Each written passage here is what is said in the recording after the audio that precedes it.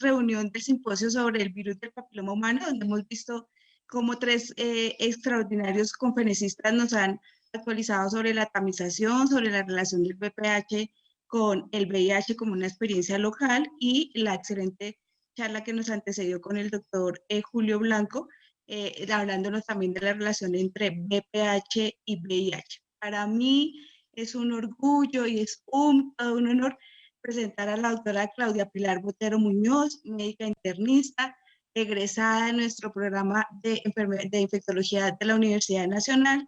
En este momento, toda su actividad como especialista en enfermedades infecciosas la lleva a cabo en la ciudad de Manizales.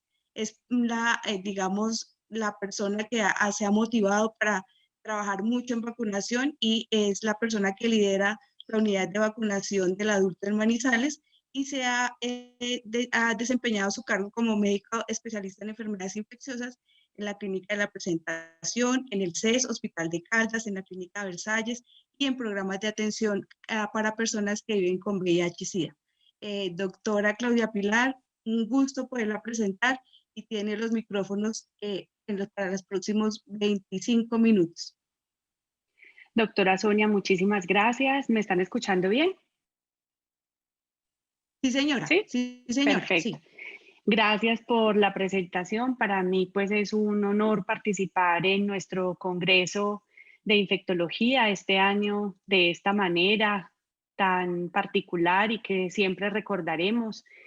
Es un honor además hacer parte de este simposio con semejantes conferencistas que me antecedieron. Yo pues realmente creo que voy a poder pasar rápidamente muchas de las diapositivas que tengo aquí porque ya lo han mencionado ellos y pues muchísimo mejor de lo que pueden estar aquí expresado. Como usted decía, pues me he inclinado en los últimos años por el tema de vacunación. Tenemos aquí en Manizales una unidad de vacunación que se ha especializado en el adulto. Por mucho tiempo los pacientes que pensaban en vacunación y que eran ya adultos tenían que acudir a pediatras, tenían que ir a centros de vacunación donde no había ningún tipo de asesoría más que de la parte de enfermería o las auxiliares, o el pediatra, pero entonces si ya querían la asesoría por parte de un médico especialista en adultos o en enfermedades infecciosas era difícil y eso pues me motivó mucho, así que ya llevamos más de 7 años trabajando en la unidad de vacunación. Me correspondió entonces hablar sobre retos y realidades de la vacunación para el virus de papiloma humano. Muy bien, pues ya unas cortas palabras acerca del virus. Es un virus pequeño, ADN, doble cadena, circular, que lo interesante es que se hace lineal y se integra al genoma humano al momento en que puede infectar la célula. Y tiene carácter oncogénico derivado de sus oncoproteínas E6 y E7, que son las que estimulan la progresión del ciclo celular e inhiben su detención, inmortalizando en las células huéspedes su replicación y pues con la alta probabilidad de generar neoplasia. Como ya hemos escuchado, ya lo sabemos, es clara la asociación que tiene el virus con la producción de cáncer de cervix, además de otro tipo de neoplasias. Y vemos que son alrededor de 100 tipos del virus y que algunos de ellos son de alto riesgo, como los que se menciona aquí en esta parte, 16, 18, no sé si voy a activar el puntero. 16, 18, 31, 33, 35, estos que ustedes pueden ver acá y pongo en resaltado 16 y 18 porque son los que están incluidos en las vacunas que tenemos disponibles hoy en día. Ya lo han mencionado, el cáncer de cuello uterino mata a más de 310,000 mujeres cada año en el mundo. Es el cuarto cáncer más común entre las mujeres a nivel mundial, es el segundo en Colombia después de cáncer de mama. Su carga es mayor en países de ingresos bajos y medianos donde el acceso a los servicios de salud pública es limitado y ahí le hace como que también en estos países es limitada el acceso a la vacunación. Aquí algunos ejemplos. En paréntesis vamos a encontrar los tipos del virus que pueden producir este tipo de lesiones: verrugas cutáneas, verrugas genitales, verrugas anales, carcinoma cervical, verrugas orofaríngeas, verrugas laríngeas, la epidermodisplasia verruciforme. Entonces aquí podemos ver cuáles son los tipos que están comprometidos en cada uno de ellos. Solamente una pequeña línea como de tiempo que empezó desde 1928, cuando un médico muy inquieto se interesó por empezar a observar las células cancerosas del endocérvix y del cérvix mediante el frotis de esta zona, y empezó a observar que eran diferentes. Hasta ese momento, la única forma que había de hacer diagnóstico era o por observación directa o por palpación vaginal. De resto, no había otras formas, así que todos ya sabemos que el Papa Nicolau, desde ese entonces empezó a ser muy importante, y después vienen otros eventos muy importantes donde otra persona también muy inquieta, un médico investigador alemán que se llama el doctor Harald Surhausen, empieza también a sospechar que existe una asociación entre ciertos tipos de virus. Primero pensó que era el herpes virus, el herpes simple, y ya luego con otras investigaciones pudo llegar a la conclusión de que se trataba el virus del papiloma como uno de los agentes causales del cáncer de cérvix. Ya luego fue demasiado claro que el cáncer de cérvix era causado por ciertos tipos de los virus que producían las verrugas. Más adelante, o sea, todas estas investigaciones donde está incluida tenemos una cuotica por intermedio de la doctora Nubia Muñoz, que estuvo también nominada al Nobel por su experiencia y sus múltiples investigaciones en este campo, y eso también catalizó y ayudó a que posteriormente pues se hicieran las investigaciones en las vacunas y salieran las vacunas contra el papiloma humano, y que se pudieran implementar desde el año más o menos 2006 a nivel del mundo. En el 2008, como mencionaba, se entrega este premio Nobel que fue otorgado al doctor Surhausen, pero también estuvo nominada la doctora Nubia Muñoz. Y pasamos rápidamente una cantidad de eventos, y ya en el año 2019 vienen en medio de todo este crecimiento cambios en esquema de vacunación. Ya otra vacuna que está disponible, ya se habla del cubrimiento no solamente en niñas desde los 9 hasta los 17 años, sino que empieza a pensarse en mujeres de mayor edad, 26 años hasta los 45 años, la vacunación de hombres, que de pronto ya no es necesaria las 3 dosis que se habían mencionado inicialmente, sino que podían resumirse en 2 dosis. Tenía que dedicar una diapositiva a la doctora Nubia Muñoz Calero, una mujer ejemplar, prestigiosa médica, patóloga, caleña, epidemióloga colombiana con estudios también, especialidades en virología, egresada de la Universidad del Valle, quien ha vivido gran parte de su vida en Francia y que más de 30 años los ha dedicado a la investigación en lo que es virus de papiloma humano. Y esto ha permitido, con sus estudios, sumado a lo otro que ya mencionaba, que se catalizara y se incentivara el desarrollo de una vacuna. Aquí la tiene la doctora Nubia. Además fue galardonada con el premio Fundación BBVA Fronteras del Conocimiento en el año 2018, y es una persona admirable que, entre otras, mientras preparaba esta presentación, veía cómo ella en su infancia, a los 6 años de vida, pierde a su padre, y lo pierde por una difteria.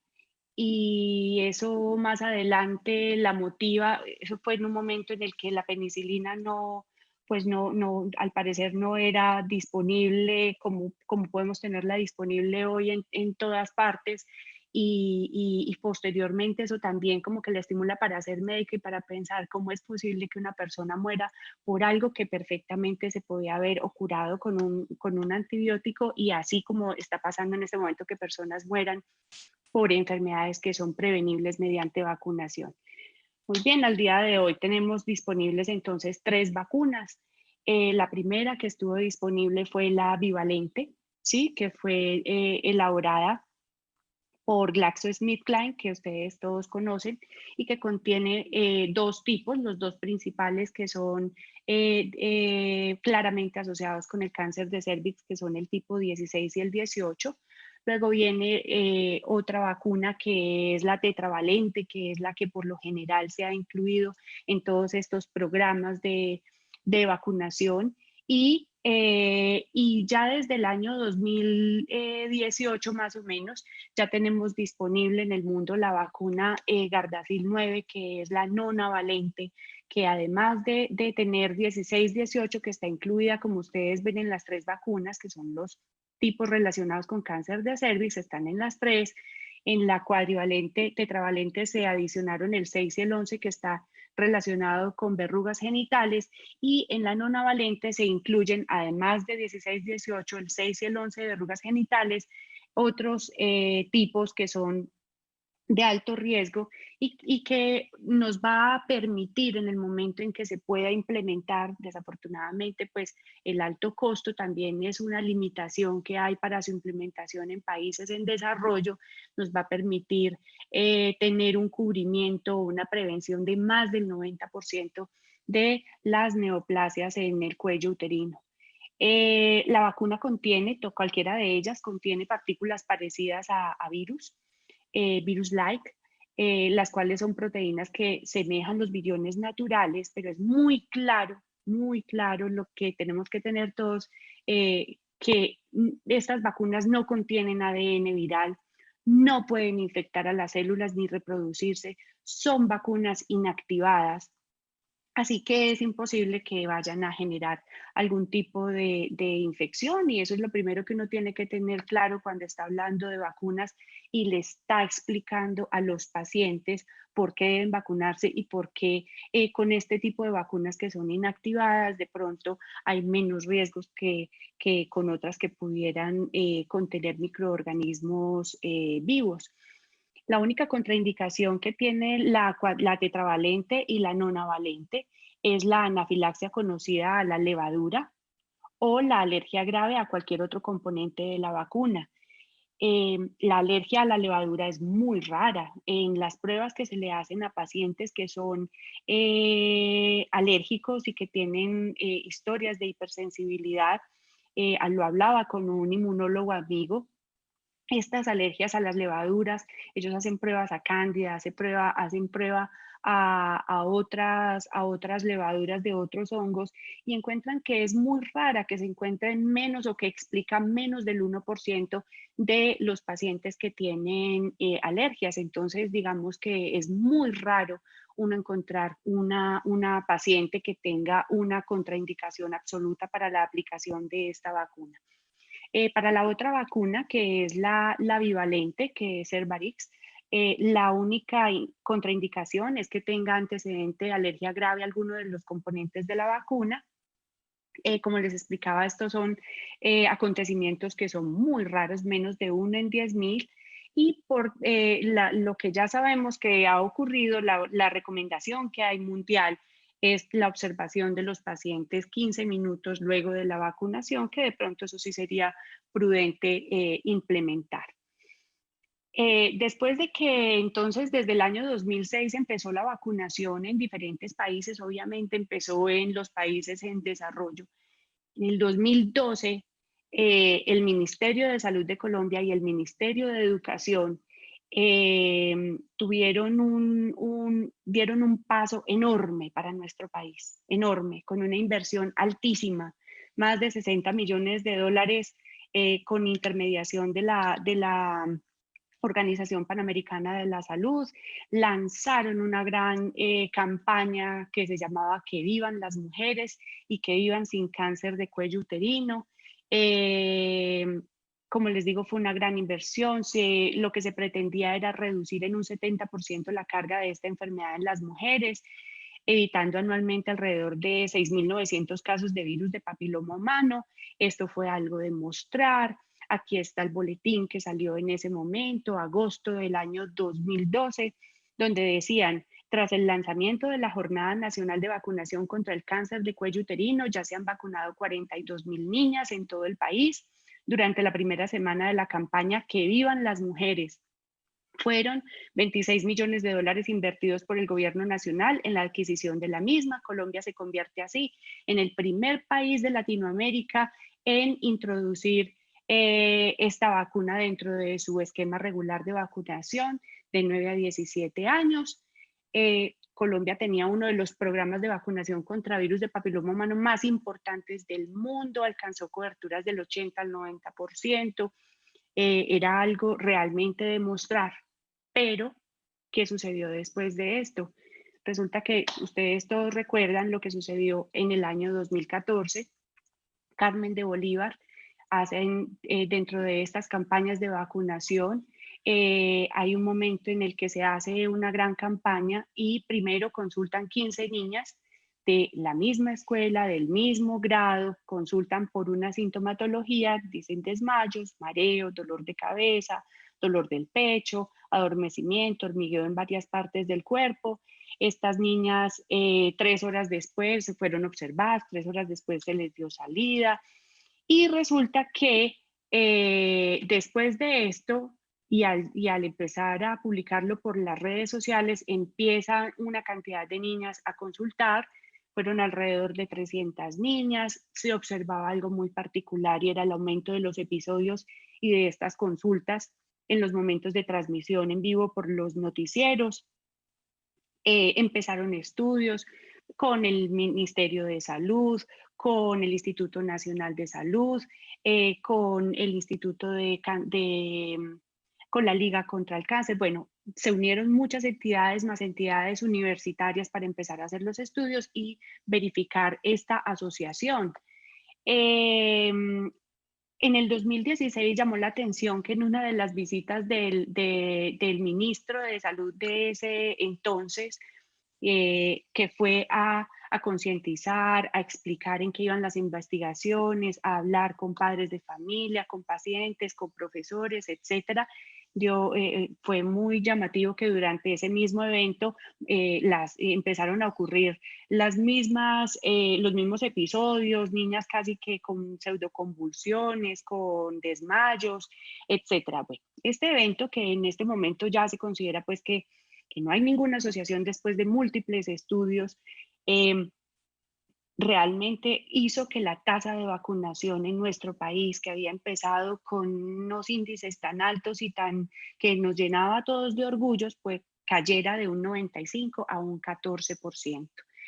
En la página que los invito a todos a que consulten de la Liga contra el Cáncer, que está dedicada a toda una parte específicamente a virus del papiloma humano y todas las estrategias y todo lo que se ha tratado de hacer para recuperar, muestran efectivamente cómo cayó por estos episodios, cómo cayó la cobertura de vacunación y cómo entonces disminuyó también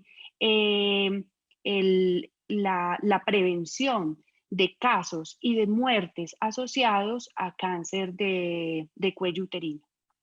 Cayó inicialmente cuando empezó de 4.300 casos y 1.900 muertes que podían haber sido evitados o que fueron evitados gracias a la vacunación, a las altas tasas y coberturas del 88% en ese momento, como caen posteriormente a 220 casos evitados por disminución en la cobertura de vacunación a un 5%.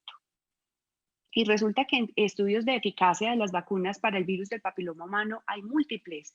Cada una de las vacunas, cada uno de los laboratorios, que son 2 grandes, tienen múltiples estudios para evaluar la seguridad, la eficacia, la efectividad, todos con mínimo 4 años de seguimiento.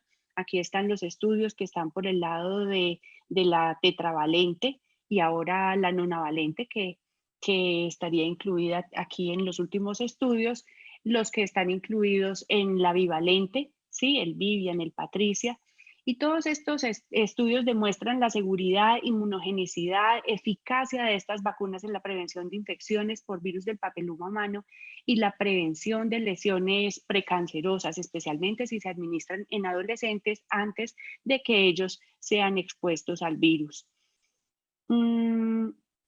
El seguimiento, como les decía, ya en este momento tenemos 10 años de seguimiento en ensayos clínicos de vacuna bivalente y de la tetravalente, más o menos 5.6 años de seguimiento con la vacuna nonavalente, y en las 3 vacunas se ha confirmado el mantenimiento de la respuesta inmune y de la eficacia contra lesiones en el seguimiento a largo plazo.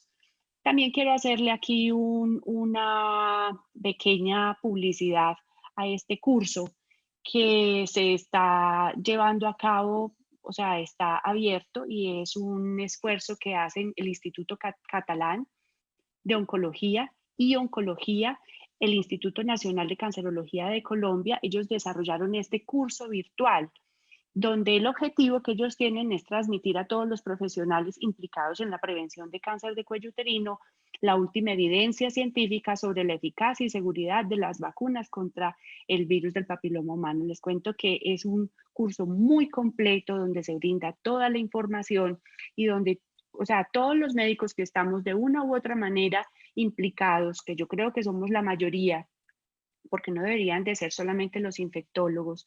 Definitivamente también tiene que estar el ginecólogo, definitivamente tiene que estar el pediatra, definitivamente tiene que estar el internista, tiene que estar el urólogo, y ojalá lo hicieran todos los médicos que tienen que ver con atención primaria de los pacientes. Deberían de hacer este curso para estar más enterados sobre la seguridad de la vacuna del virus del papiloma humano. Hacia el año 2016 se hace la actualización de las guías colombianas de inmunización de los pacientes adolescentes y adultos. Esta fue la última actualización, y en ese momento, año 2016, fíjense cómo para el virus del papiloma humano, para la vacuna de virus contra el virus del papiloma humano, se da una indicación que es pacientes que tengan infección por VIH, y la contraindicación para mujeres en embarazo. Como es una guía que estaba muy concentrada en el adulto, aquí en esta parte no se menciona, pero en esta parte sí, están por edades. Y en ese momento todavía no podíamos hablar de la vacuna nonavalente, que tendrá que actualizarse para la siguiente guía. Se hablaba solamente de la bivalente y de la tetravalente, donde vemos cómo está la indicación para las poblaciones entre 9 y 17 años, ya hablábamos de 18 a 26 años, y aparecía en ese rango de edad de 26 a 45 años solamente, de acuerdo a ciertos factores de riesgo o condiciones adicionales que tuvieran los pacientes, pero entonces ya está contemplado en la guía de la Asociación Colombiana de Infectología, que todos ustedes la pueden consultar si hacen la búsqueda en Infectio, que es nuestra revista.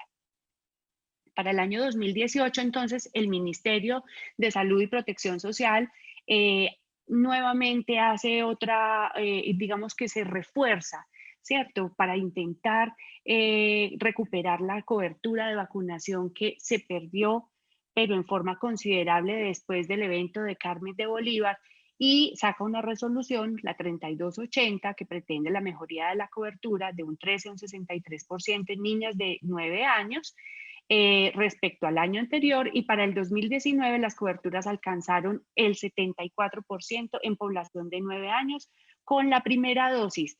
Y en los estudios se ha mencionado que aunque sea una dosis, es ideal que sean 2 dosis separadas 6 meses. Lo mínimo que deben estar separadas son 5 meses, pero supongamos que hay alguna de nuestras niñas, se me había olvidado decirles que esta presentación con mucho orgullo la realicé con ayuda de mi hija de 14 años, que se interesó por el tema que estaba revisando, y le dije, pues entonces ayúdame a presentarla y hacerla, y por eso de pronto pueden encontrar ustedes que es este tipo de presentación como tan...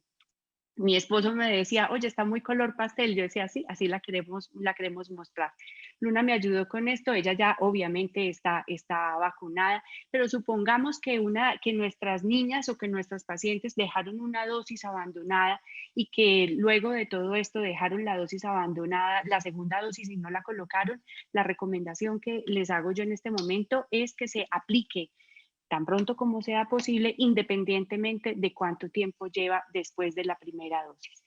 El año pasado se actualizaron también las guías de CDC en cuanto a vacunación de los adultos contra el virus del papiloma humano y ya salen estas indicaciones. Digamos que lo nuevo que aparece es lo de la inclusión de este rango de edad hasta los 45 años, especialmente en las mujeres. Se menciona pues todo el tipo de lesiones que se están previniendo y se hace la aclaración, esto lo hemos sabido desde el principio y por eso lo hago aquí como resaltado.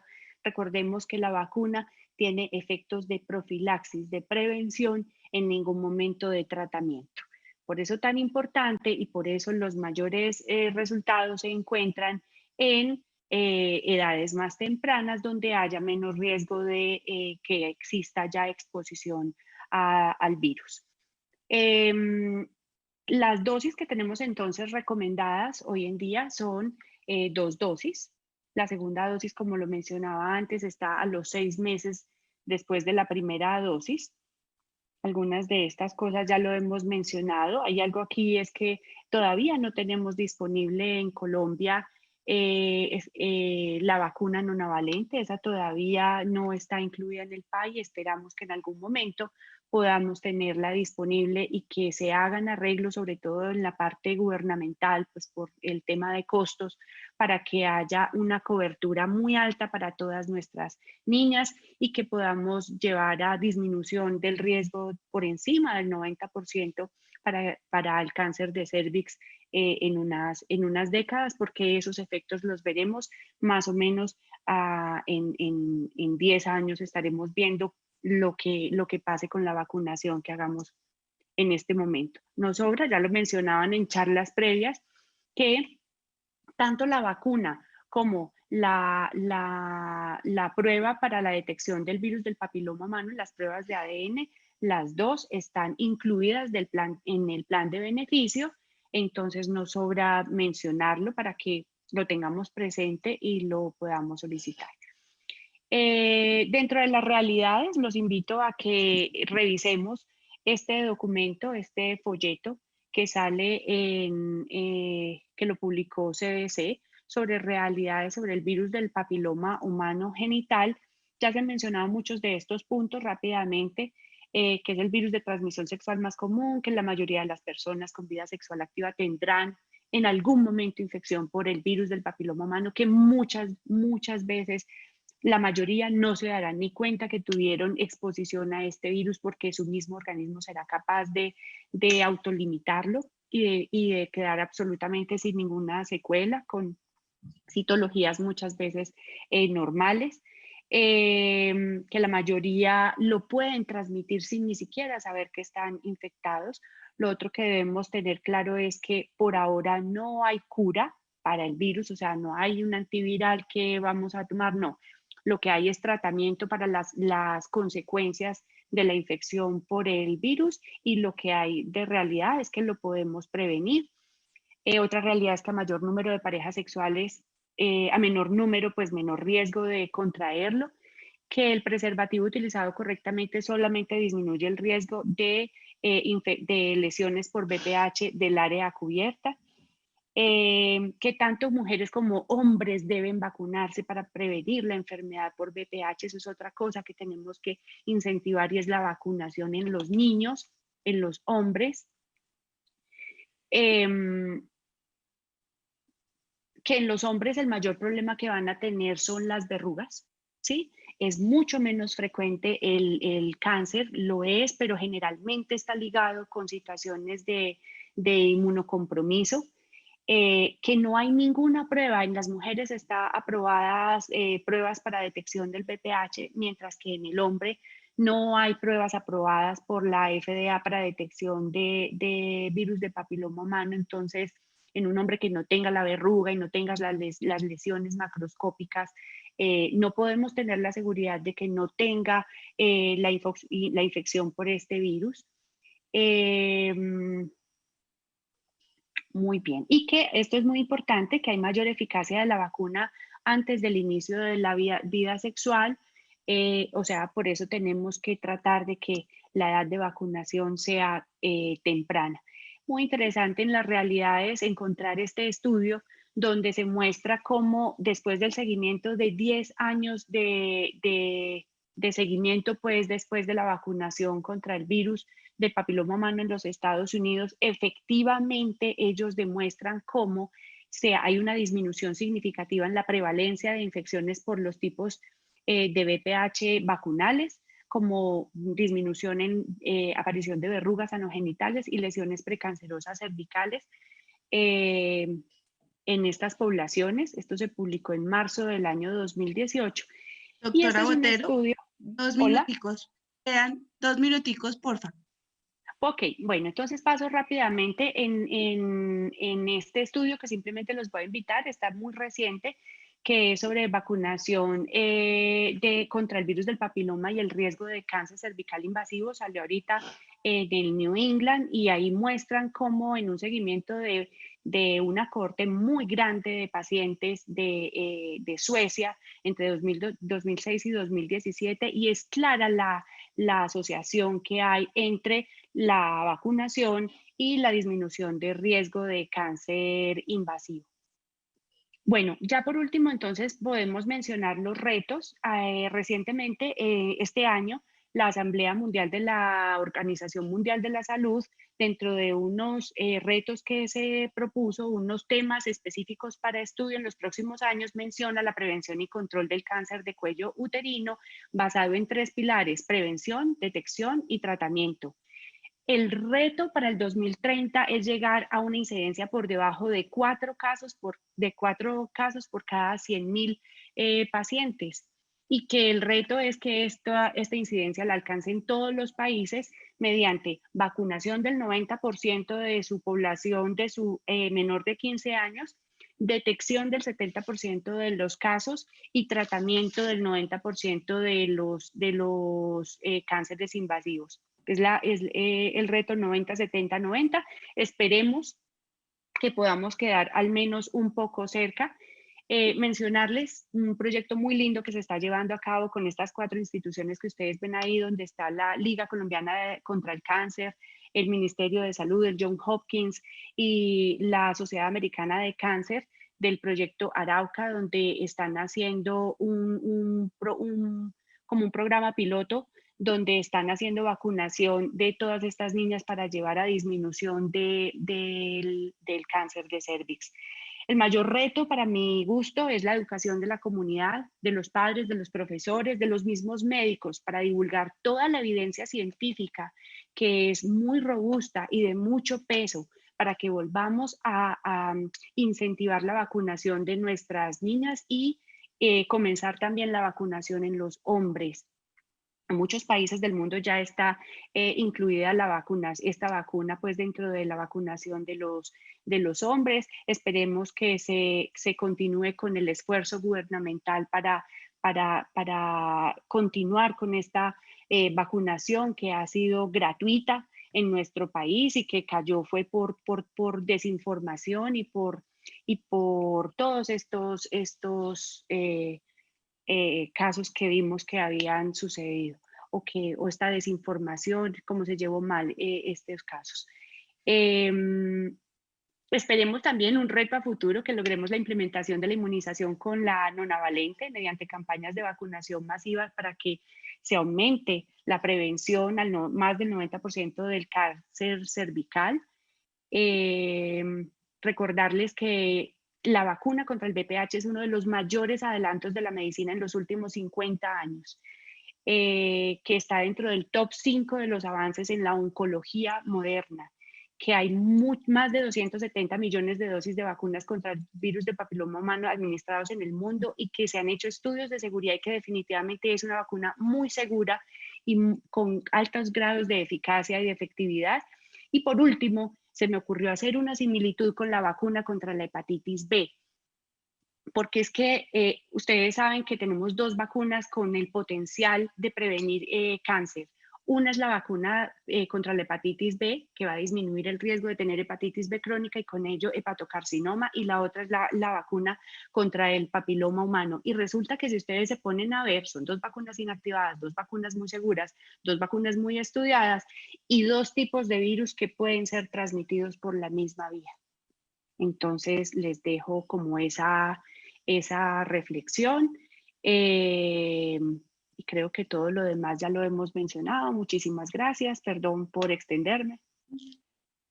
No, señora, mil gracias por su excelente presentación, Claudia Patricia. Muy satisfactoria y muy orgullosa pues ver de todos estos datos que nos presenta. Cómo la mujer ha sido partícipe en muchas contribuciones para el control de esta enfermedad infecciosa que termina también teniendo estas consecuencias devastadoras para nuestras mujeres y también para algunos hombres. Y pues preguntarle, usted que tiene la experiencia como líder en vacunación en adultos, viendo estas dificultades que ofrecen la vacunación para algún sector de la población, ¿cuál sería la estrategia? Yo le oí que usted dijo educar a los profesores, educar, pero educar es una palabra como muy amplia. ¿Cuál sería una estrategia que fuera fácil, efectiva y que tuviera resultados positivos para que los padres, los adultos permitieran que sus hijas y sus hijos se vacunaran? Bueno, pues a mí me parece que la mayor estrategia es primero la educación de nosotros mismos como médicos, porque es que cuando el papá lleva a la niña, o sea, generalmente al que le preguntan es al médico de familia, al pediatra, al médico general que llevaron a la niña a su atención. Y si nosotros no aprovechamos esa oportunidad para tocar temas de vacunación y si nosotros mismos no estamos bien enterados de la seguridad de esta vacuna, de que muchas de las cosas que se han mencionado realmente en los estudios se ha descartado y no ha habido tal asociación. Yo pienso que la principal estrategia es que nosotros mismos como médicos, los médicos que están en primero, en segundo, en tercer, en cuarto nivel de atención, nosotros mismos tenemos que ser los que estamos educados, los que tenemos que conocer cómo es la efectividad de estas vacunas y nosotros mismos somos los que tenemos que proponerla, somos los que debemos decirle al papá o le debemos decir a nuestra paciente, no, usted se debe vacunar, es que mire, riesgo-beneficio es muchísimo mayor el beneficio de vacunarse contra el papiloma humano que ponerse a pensar en que pueda ocurrirle el síncope o la reacción anafiláctica que ocurre en menos de 1 de cada 10.000 casos, ¿sí? Entonces yo pienso que esa es como la principal estrategia. Muchas gracias.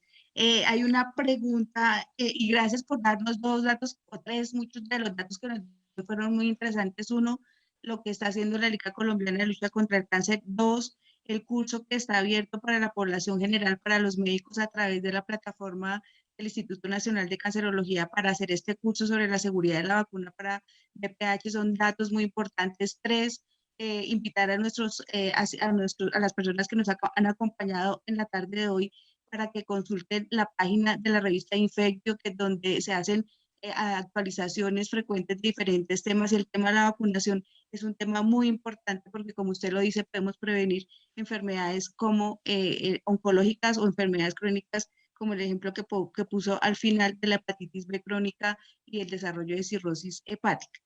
Quisiera que ya que está usted, Claudia Pilar, y está Iván, pudieran responder a una pregunta de uno de los asistentes. Dicen, si bien nos hemos centrado en el cáncer de canal y del canal anal y cervical, ¿cuál sería su recomendación con respecto al diagnóstico y abordaje del carcinoma orofaringe causado por VPH, obviamente, en pacientes que simultáneamente están infectados con VIH? Ellos ya no quieren, quieren como que hagamos alguna recomendación al respecto. ¿Habría alguna en su experiencia que ha tenido pacientes con VIH, lo mismo que Iván, pudieran tener alguna alguna propuesta de qué habría que hacer con estas pacientes, no en canal ni en cervix, sino en cáncer orofaringeo por BPH? Pues, a ver, lo primero, qué rico que logremos en algún momento que todos nuestros pacientes pudieran estar vacunados. O sea, primero la prevención, pero ya el que tiene la lesión a nivel de cavidad oral o a nivel orofaríngeo, que efectivamente lo vemos en nuestras consultas y no es algo tan infrecuente, nosotros trabajamos muy de la mano con estomatología, ¿cierto? Y son pacientes que definitivamente tienen que, o sea, primero poderlo encontrar. O sea, no es lógico que un paciente asista a nuestra consulta y no hagamos un buen examen de cavidad oral, porque puede suceder, ¿cierto? Puede suceder que haya pacientes que vayan a la consulta y no se les evalúe muy bien. Entonces, la primera recomendación es siempre la evaluación de cavidad oral por debajo de la lengua, en los carrillos, absolutamente todo, no solamente al fondo, paladar blando y úvula, sino absolutamente todo. Y cuando hay cualquier lesión, así sea sospechosa, así sea pequeña, siempre dejarla consignada en nuestros exámenes físicos para hacerle seguimiento y de la mano con estomatología y con maxilofacial, si es que es del caso, pero yo pienso que la primera línea es estomatología, pues para que ellos aborden, hagan la biopsia, hagan la resección, etcétera. Bueno, quisiera saber si Iván tiene algún comentario al respecto. Quisiera agregar que no se nos puede olvidar que la boca, y eso tiene que como modificarse en los médicos, hace parte de la relación sexual en gran mayoría de los casos. Entonces, a veces no se pregunta, por un lado, porque hay tabú y no se quiere preguntar sobre el sexo oral.